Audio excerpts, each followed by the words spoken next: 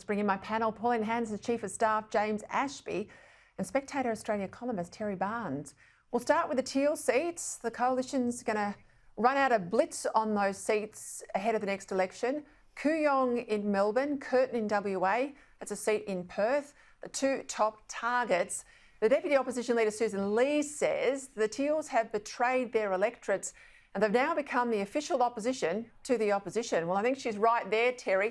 Trudy McIntosh revealed this week the Teals are more likely to vote with the Greens than the Coalition, despite what they told their electorates. We also know with the Australian Electoral Study that out of every 5 people who voted for the Teals, 4 of those 5 had never voted Liberal in the past. So I want to know from you, are these seats even winnable for the Liberals anymore? Well, it's a good question, Peter, and certainly I think in a cost of living election, which I think we're going to have, I mean, we're talking about very affluent, very leafy seats in Sydney, Melbourne and Perth that really have people who don't have to worry about cost of living the way that most Australians do. And they're up at the fairies with climate change, with renewables and all that sort of thing. It's going to be a challenge, I think, for the Coalition or the Liberal Party, particularly to take it up to them. However, Peter Dutton's got the wind in his sails at the moment, but he doesn't have the backing of the Liberal Party organisations in New South Wales or Victoria, which they're both clown circuses, as we've been seeing. And you need strong people on the ground in terms of candidates. You need strong resources in terms of funding and backup, but you also need support on the ground with volunteers. I don't, look, I'm hopeful, but I'm pessimistic that Peter Dutton's going to get the backup he needs.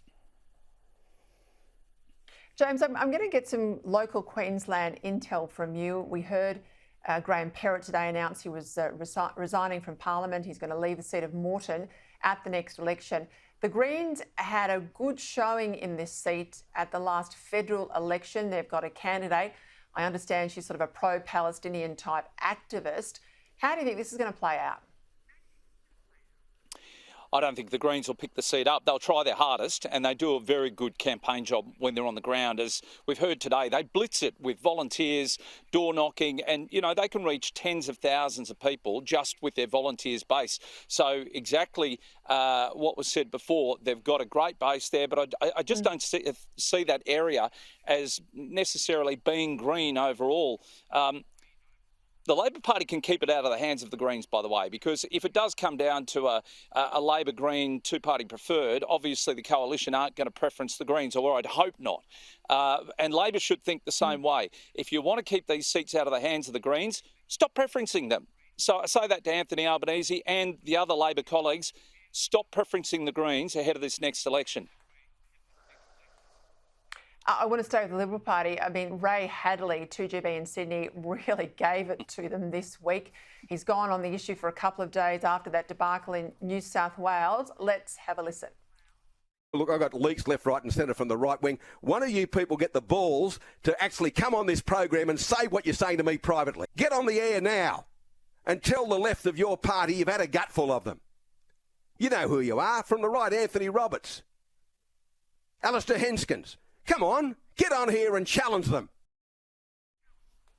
Well, he doesn't mince his words, Terry Barnes.